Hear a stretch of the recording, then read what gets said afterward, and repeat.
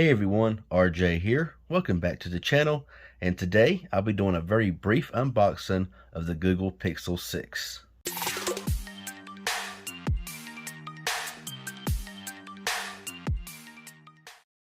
Okay, so this here won't be your typical unboxing that you see on my channel. I'm just kind of showing this phone here that I actually bought it. I got it in the kind of coral, and I kind of wanted to show it off here and put it on video and stuff like that. So yeah, let's go ahead and pull the top off. And of course, right on top, we have the phone. Let's go ahead and pull the phone out. Now, of course, in the box, all we have is just a cable, the instructions, stuff like that. Nothing too important. Let's go ahead here. Got this little front protector. We'll go ahead and peel this off now. Get that out of the way.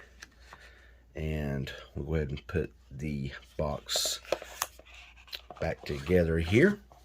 All right. Okay, so the Pixel 6 is now in hand. Now, I want to apologize if I do sound a bit stuffy or have to clear my throat every once in a while. I'm getting over the Rona. So, yeah, I'm just getting through this video here right now. So I'm going to keep it pretty short. But the Pixel 6. Now, some may be asking, and some have asked, why would I buy this phone when I get the 6 Pro? Well, several reasons. One, the colors. I was really torn between the seafoam green and the kind of coral, and honestly it looks different in person to me than what I've seen on camera, and even looking through the camera right here, it looks different. I do have a case coming for this phone, a Pixel case, so all that kind of good stuff there. I do got my Pixel 6 Pro right here beside it, and it's been a great phone. You can tell here by the size, it's not that much difference, to be honest with you, when you get it side by side. Now the screen size on here, I think it's 6.4 inches versus 6.8 inches here, and of course, I can tell, you can just kind of see the difference there in the camera and all like that. So a really nice looking phone. Now, reason why I bought this phone was for several reasons. One was the size of the phone. I like the smaller form factor of the 6. I love the sides here, okay, like that matte look here on the sides. I do like that. Also, you can see that it does look to protrude a bit more on the camera bump, but like I said, a case is going to cover that up, no problem. But yeah, anyway, the size, number one reason. Number two was the colors, like I made mention of. The colors, very small detail, but is what it is. Now, what's crazy, what I don't understand about Google, is their storage configurations. Okay, the Seafoam Green comes with 128 gig and I think 256 gigabytes. This only comes with 128. I'm like, why did they make a 256 gigabyte in this version as well, instead of just making it in the Seafoam Green? And I'm guessing that the Stormy Sky, I'm not sure what it was called.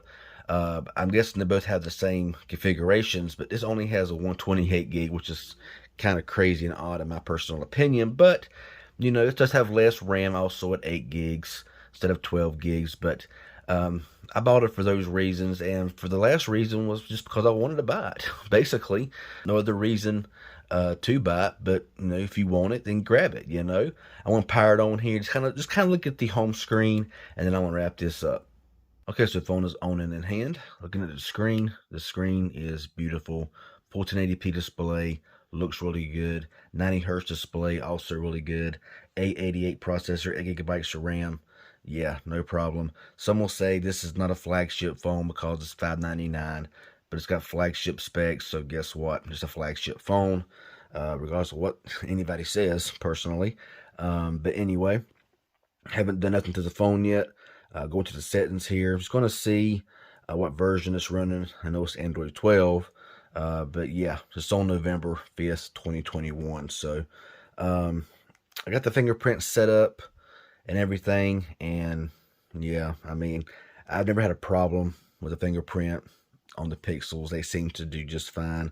I would do it against the Pixel 6 Pro, but right now it's turned off, so not like that. But I mean, yeah, fingerprint works just fine, no issues whatsoever. But definitely interested to try this phone out here against the Pixel 6 Pro, and battery life and everyday usage, just to see if there's really any difference. But $599 here, $899 here, and you can't really go wrong with either one of these phones. Of course, like I said, the Pixel 6, I've heard a little bit more things about it, but we're going to see if, I mean, my Pixel 6 Pro has been perfect since I've got it, no issues, and with the new January update for the Pixel 6 Pro, it's just made it that much better, you know, so no issues whatsoever there.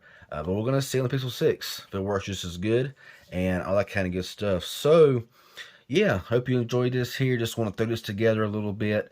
If have any questions, leave it down below that like button. If you're new around here, consider subscribing. I appreciate it. Y'all have a good one. I'm out.